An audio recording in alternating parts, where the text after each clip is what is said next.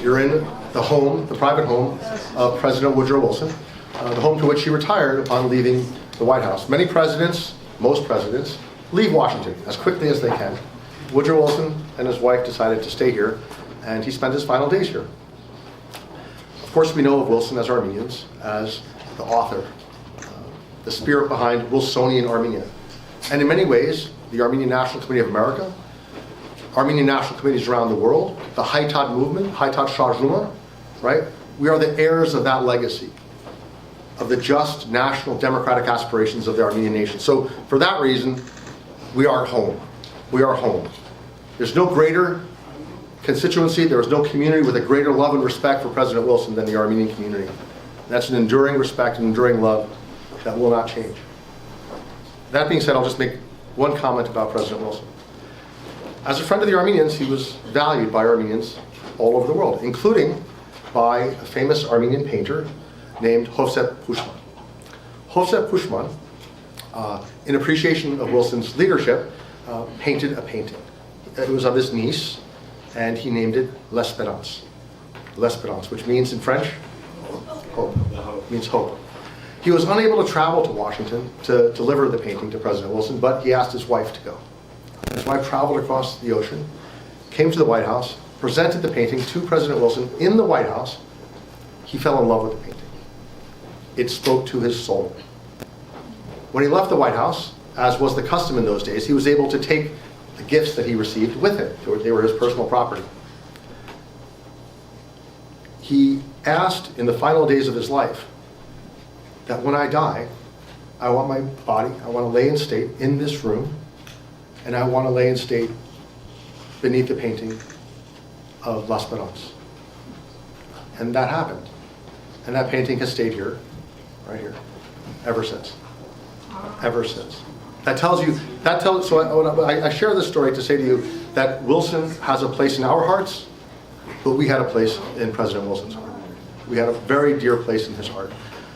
I'm going to bring up today to speak three remarkable Armenians, three heroes of our nation, who spoke earlier today. I'm going to dispense with the biographies, and they are very impressive. I'm going to try and get out of the way as quickly as possible, but I do want to invite our three speakers today. I'll start with Lernik Hovannisian, who is the Deputy Culture Minister of Artsakh, of the Artsakh Republic. He has served in many capacities, including as a member of parliament. He has served in the military. He's a true hero of our nation. He told a story today during our conference, and it's really touched me. You may know that we lost hundreds of holy sites in this last war. Lernik can share the exact numbers. And one of those that fell behind enemy lines, still in the custody of the Russians more than the Azeris, is Dadivang. Dadivang. If you've been there, it changed your life. It has changed mine. Dadi was a saint who, as I understand from my Sunday school education, was a student of the Apostle Thaddeus. That's how far back our heritage goes. To the student of an apostle who preached in Armenia in the very first century. In the first century. And in that monastery, in that church, until this very day, are 6 Armenian clergymen. 6 Armenian priests who will not retreat. It's tough to be on the front lines of freedom. It's tough to be on the front lines of faith. They're behind enemy lines, and they will not surrender that church. Lernik is the secular counterpart of those spiritual leaders. As the Deputy Minister of Culture, he has tasked himself and the government of Artsakh in seeking to protect, preserve the holy sites, dozens, more than 100 holy sites now that have moved into Azeri control in just the last 2 years, to help preserve them, to help protect them, to monitor them.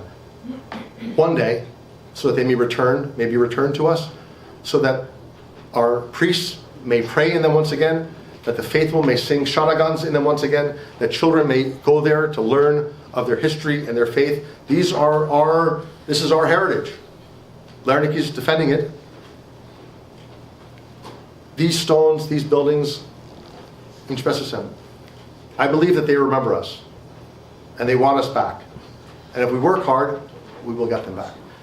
With that being said, I'm now going to invite Lernik Hovannisian, the Deputy Minister of Culture. He will speak to you today in Armenian, which I think has a special resonance, that an Armenian speaker will give a great speech in Armenian here in the home of President Wilson, a great friend of the Armenian nation. So let's have a round of applause for Lernik.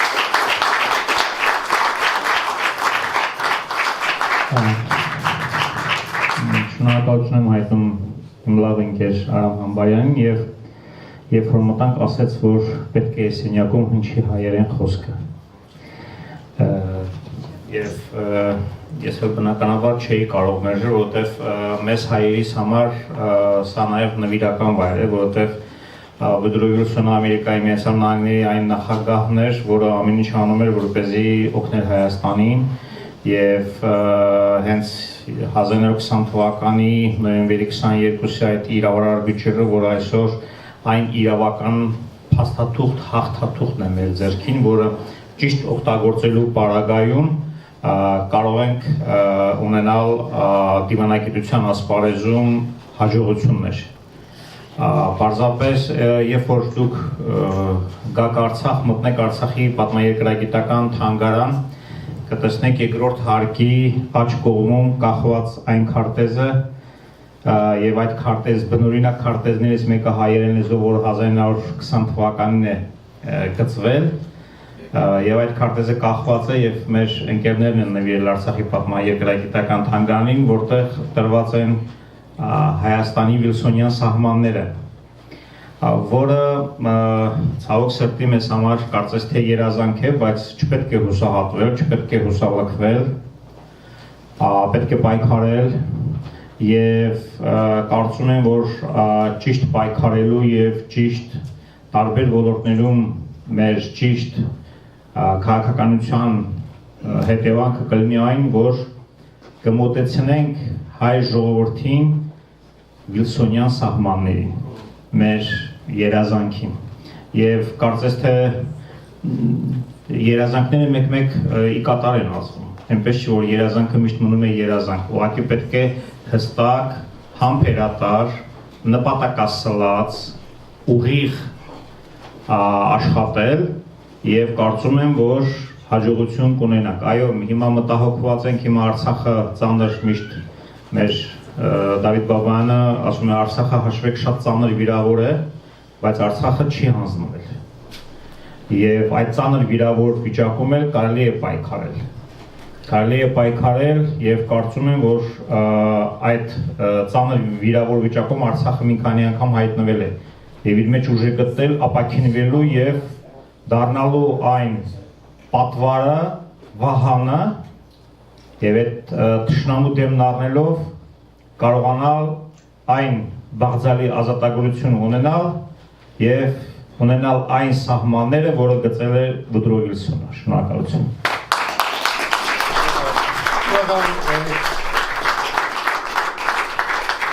I've actually given quite a bit of thought to how to introduce Siranoush, and I'll start this way. It has fallen to me in life to ask for help all the time, right? I spend my life asking Armenians for help, and very often they do help, and almost always, in fact. And at the end of whatever it is I've asked, I'll kind of try to be polite and say thank you. I say thank you. The best answer you'll ever get as an Armenian to thank you is a little bit of anger, right? A little bit of pushback saying, right? Right? What right do you have to thank me? It's my responsibility. This is the spirit of Siranoush Sahakyan. This is the spirit of Siranoush Sahakyan. Some people run from the fire. Some people run from pain. And you've seen a lot of pain. Other people run into the fire. She's been the voice of our rights. Frankly, when others in our tribe have failed to meet that test, she's the voice of our rights. She's the spirit of our responsibility. That notion that I will do it of my own accord, not because I'm asked or because I expect thanks, but because I know that I will serve my people. We talked about this earlier today. We're here, each of us today, right? And Minister Babayan explained to me that I gave us credit for 7,000 years of history. He explained that we have a temple that is 11,000 years old, which means, think that through, that means a successive chain of generations stretching back 11,000 years. Every mom, every dad keeping the kid on track, the next one, the next one, the next one, over the course of 11 millennia, right? And that's because people stepped up and took ownership. They stood up and took ownership, and that's exactly what Siranoush has done. For those of you who were not here during the conference, I will share with you that she's at the very, as I said, the front lines of Armenian freedom, representing some of the most tragic cases that our people have endured in, I would say, since 1915. Those who have been captured, those who have been killed, those who have been abused, case by case, family by family. And can you imagine what those conversations are like with the families? Right? Shivachnar. Family by family, case by case, court by court, she's prosecuting the rights of the Armenian nation. A hero to me personally, a hero I think to all in Haitata, a hero to our community. I will introduce Siranoush Sahakyan.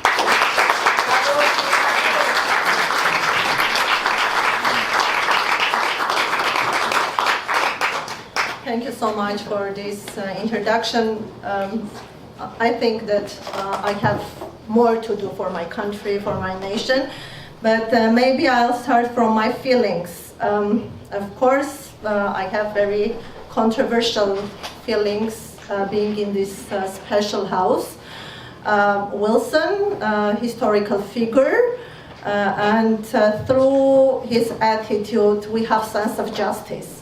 And we have hopes about Wilsonian Armenia, so I have the feeling of being proud. But on the other side, I have also the feeling of pain and sadness, because this is not reality. So this remains on the paper. But what is important here, I think we need to learn to convert our pain into energy to do something meaningful for our nation, for our motherland. And many friends of mine question me. So why you have started this difficult career? And to be honest, as a lawyer, I was not dreaming of becoming a human rights lawyer. This is the least attractive area, so mostly we want to end up in more commercialized areas. But some events and some feelings became a turning point in my life. So the first important part, which is also a component of my identity, is where I come from. And I'm a descendant of genocide survivor. So I think I know the price of life more than maybe some other people from secured societies will feel. So at that point, I had an undertaking to do something meaningful, to give more worth to the life, which was not easy for my grandparents to survive and transfer to other generation. But the other part was the feeling of injustice, the feeling of being unprotected and facing indifference. Indifference from many parts of the world, also the parts where we had expectations of actions. So I have talked about Gurgen Markaryan's case. At the end of all these developments, the most disgusting feeling was that we, as Armenians, are unprotected not only in our territory, not only in the lands of an enemy, but worldwide. So the need to have more legal, at least legal protection for Armenians was one of the motivations which gave to an action. So I think if I have found a motivation to work for my nation, each of you has the potential, and I think you can find the reason for your own cause. I just want to say that I think we all need to be motivated in order to make reality the Wilsonian Armenia one day, and basically relying on our own power, on our own will, and on our own strength. Thank you.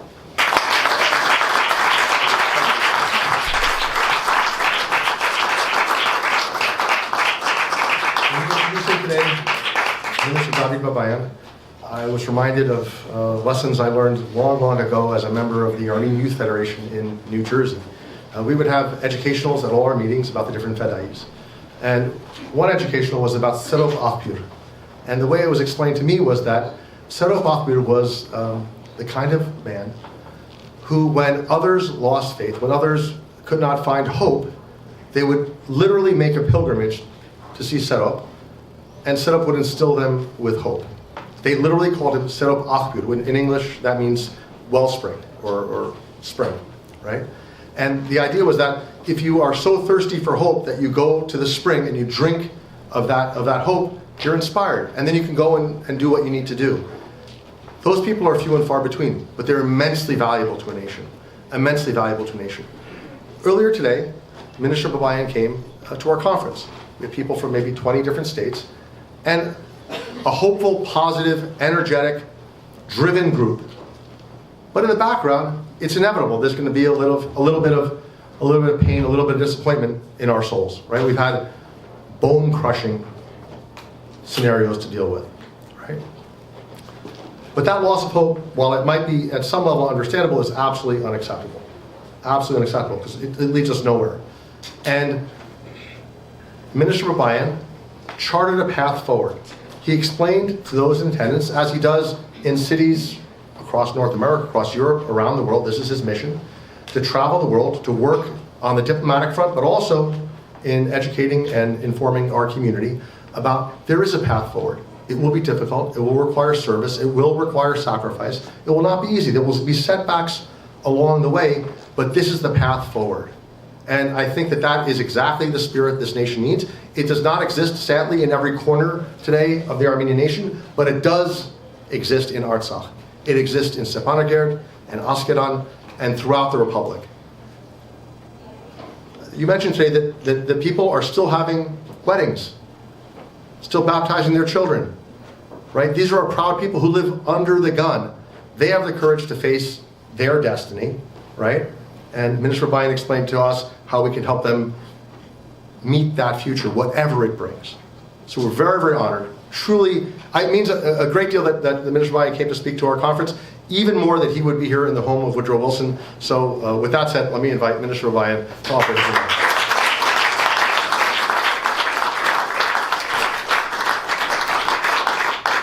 Thank you very much. First of all, I would like to greet everybody. We are indeed in a special place, because this man, he changed the world. He is one of the architects of the modern world. He is the founding father of the League of Nations, the institution which later was transformed into United Nations. He was a person who, being the president of one of the greatest nations, was very preoccupied with the fate of small nations, nations under the threat of extermination. And what he has done for the Armenian people is also very important, because Woodrow Wilson became one of the most important iconic figures in Armenian history too. Mr. Hamparian told that very important story about the picture, about the painting. Why he decided, to lay in peace, in his last hours under the picture. Maybe this was a very symbolic thing, because the painting is to some extent can be explained as Mother Armenia.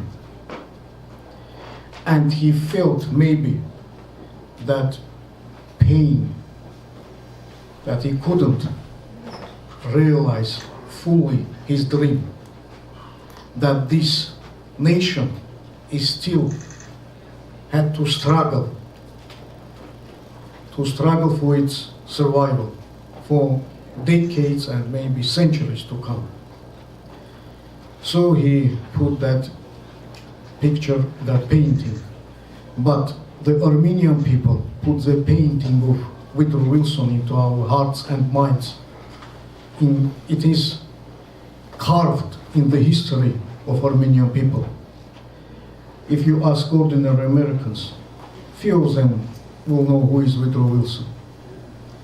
But the memory of this great American president is more preserved in Armenian hearts and minds, which is also to some extent our homage to universal human values, because this person was a proponent, an apostle of human rights.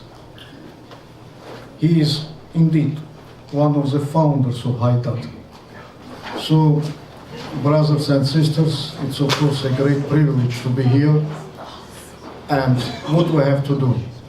We have to understand that there is a possibility that we have friends all over the world, but we have also to rely upon our own potential.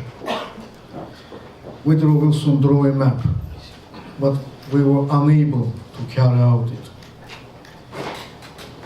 Maybe one day, I'm confident, we will go back, we will regain our historical land, the cradle of Armenian civilization, one day.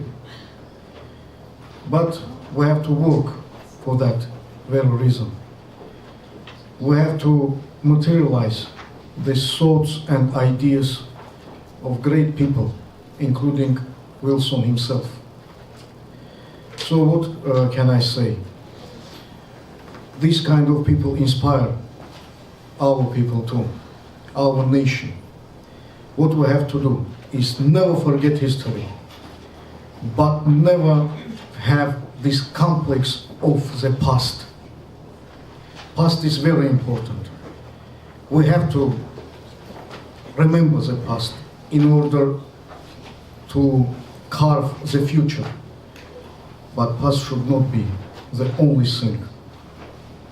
This is why I would like to welcome all of you and to say thank you that you remember Woodrow Wilson. You remember the Haidat, because Woodrow Wilson is not only a person, it's one of the martyrs of Haidat, one of the founders of the modern system of international relations.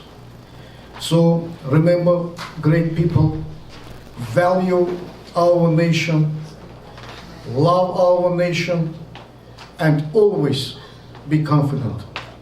If we are united, if we are pure, everything will be okay.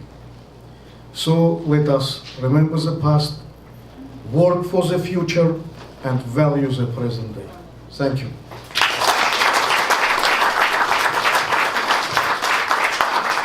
Thank you, Mr. Babayan. Thank you all.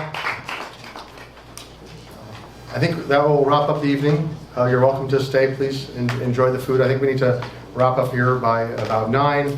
Really, really appreciate all of you coming. The minister, Siranoush, and Lernik will be here for you to speak with as well. We will call upon you, as I said earlier. I do a lot of asking. Haidat does a lot of asking. We will knock on each of your doors. We will enter each of your inboxes in the coming hours and days and weeks.